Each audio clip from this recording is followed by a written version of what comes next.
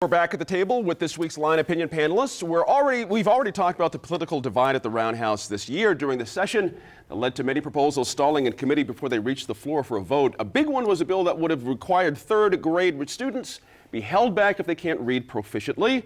That proposal is a key part of the governor's administration's plans for reform here in New Mexico. Now, Dee, interesting, this has come up so many times, but was it a good thing that this bill didn't make it through to the Senate floor? Or talk about the committee structure there. What actually strangled this thing and let it just not get I any think life it died there? in the Senate Public Affairs Committee. Mm-hmm. And a number of the golden oldies from the governor did die in the Public Affairs Committee. And I mean, it was kind of preordained because it had died before in the Senate. And I don't know whether it passed the House before or not, but it had died before in the Senate, and it had various iterations as it came through each year. The first year there was no money with it at all, then the second year there was a little bit more for remedial, and the third year was different. But this is the way the committee system works. And was there anything in particular with this session, though, about the committee system?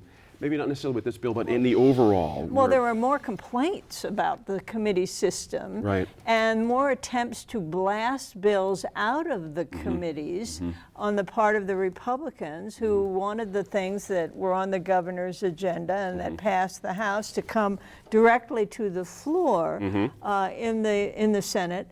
That rarely happens. Back maybe in the early 2000s, that happened a few times, but this year I think that the Democrats stood firm and did not permit that to happen. All it takes is a majority vote on the floor of the Senate to overturn a committee recommendation or to bring a bill up for the next matter of business. Representative Jones, going back to third grade retention, we had other education stuff in there too. We had the obtaining funding for early childhood through the permanent fund, which did not make it as well. Your overall sense of education, what happened in this session compared to what the administration's looking for?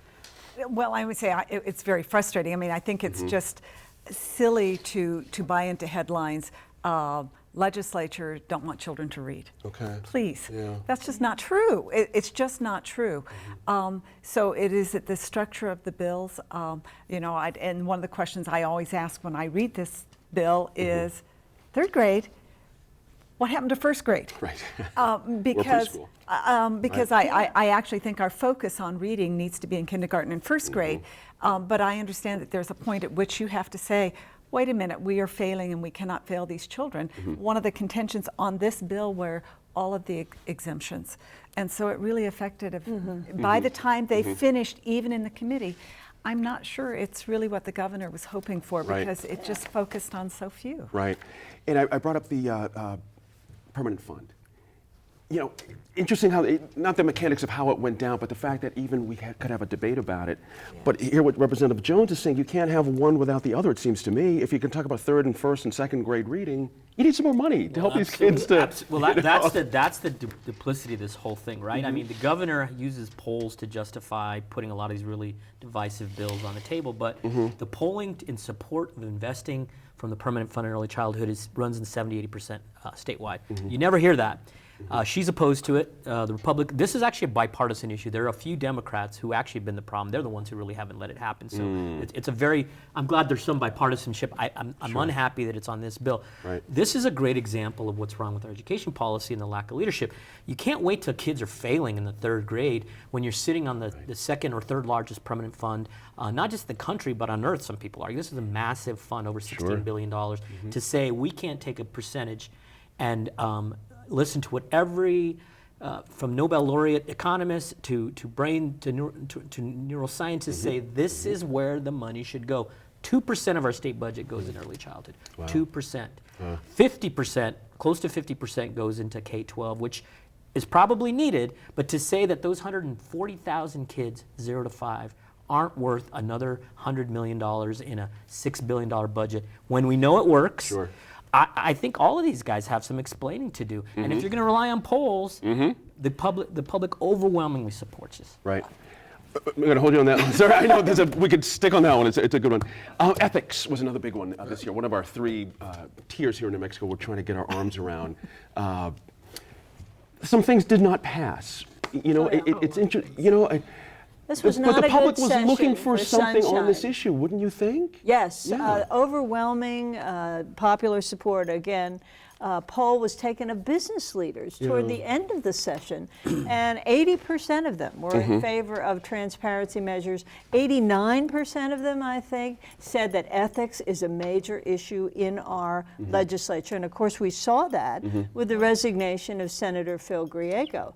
And yet, you know, there have been 50 bills to create an ethics commission, independent, bipartisan ethics I had no commission idea. in the past, I would say, 8 years in the New Mexico Senate.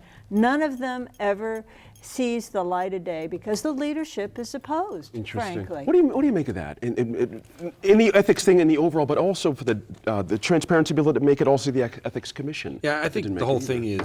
is, you know, I think, first of all, believing you can legislate ethics is moronic. Either you're an ethical person or you're not. No bill makes somebody say, well, now I'm going to be ethical. I think trying to come up with this nonpartisan transparency deal, I think one of the problems that has consistently risen is that there's a belief and a difference. I don't think anybody's opposed to more transparency. I think it's how we're going to be transparent. Bills allow unions to do things that we don't allow businesses to do. Bills allow certain organizations to do things that we limit the speech of other people. I think if we're going to say that we're going to do this across the board, I think there'd be a serious debate and a discussion about it.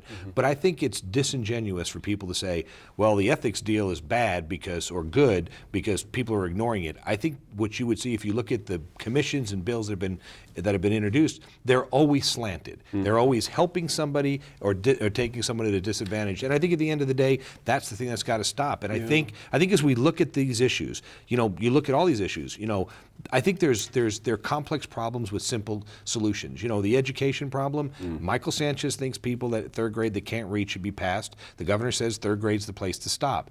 Ethics is a place where we say if we're going to have ethics reform, it should be across the board reform. You shouldn't be pick and choosing the winners and losers. And I think that's where, as Senator Griego was saying, I think the public is going to side more with the folks that think it should be done correctly than it should be done in a partisan manner. Was that the nature of the battle this year? Just the nature of the bills themselves were problematic versus the idea of getting to ethics? Well, I do think that, and I want to go back to Please. the discussion on polling. Okay. Because it was on both sides. And so we've all been there. But the job of a legislator is to listen to those polls, but to tell the public, and I want to hammer the media on this, to tell the public that we should be voting because the poll says that. They're not reading the bills. Gotcha. And there are unintended consequences, and that includes picking winners and losers, creating special carve-outs, which nobody would want if they realized they were there. And it's our job as legislators to sit there and read the bills and say no. And then I will also throw the specter on the table that since we had so many new legislators, they may have read, but they may not have understood. Well, That happens. I just wanted to add one thing on the ethics commission. Please. You know, actually, there are 42 legislators across the legislatures across the country have done this. So it's not rocket science. I disagree with my good friend that you can legislate ethics. Okay. You know, you can say these are the bounds. Yeah. There was nothing in that bill that preferenced anyone over anyone else. I was shocked the Right. governor wasn't for it. As a law enforcement person, as a person who is eager to go after, she loves punitive policies.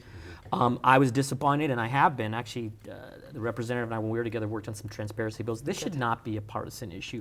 We tried to work on things. We should be held accountable. And, you know, yeah, there's a chance that you're going to get, and it's happened to me when I passed ethics legislation Sure. at the city. Guess what? that's right. People are going to come after you when you don't file on time or whatever, and that's part of the deal. You should be held accountable. But, you know, to say that we shouldn't be broaching the issue and to say that it was skewed anyway, I think is just not really what these bills are about. I carried it, Diana and I. We had some heavy hitters like Senator Feldman carry it. Sure. Well, this You know, year it didn't was matter who the sponsor was. It was Republicans. Republicans. It was Republicans They this year couldn't that get it done. were sponsoring the disclosure bills. Jim Dines, new representative on lobbyists, and also Jim Smith had a wonderful disclosure bill that would have revealed the identities of those people giving to these big independent super PACs. There was universal agreement, I thought, amongst everybody, and it was given 3 committee referrals in the House. Interesting. That's leadership. Let's do a little bit of time for you, Eric, Senator Griego, for one in particular. It was House Bill 544, the negligent storage of firearms bill that did not go down. I'd love to hear your take on what didn't happen I there. think there were a number of really reasonable gun safety, public safety bills that just, again, one of the rare moments of bipartisanship, unfortunately. The NRA lobby is so powerful up there that even this was a very modest bill. Just basically said, you need to take some responsibility for safely storing your weapons. It's not about Second Amendment protection. It's really just about being responsible. There were other bills. Representative Miguel Garcia, my representative, has sponsored this bill on background checks. If you talk to the public health community, they know no one's trying to take away guns. We have to agree as a community that there's some very minimal things we can do to make the public safer for people who do own guns. And sadly, every single one of these bills went down in flames. Every single one. Wow. Many of them never even made it past the first committee. Wow. And I think the public should pay attention to this because, and again, this is not a partisan issue because many Democrats voted with Republicans to kill these bills. I'm going to let you be the last word out there. Up next, we learn about new developments in cancer research happening right here in New Mexico.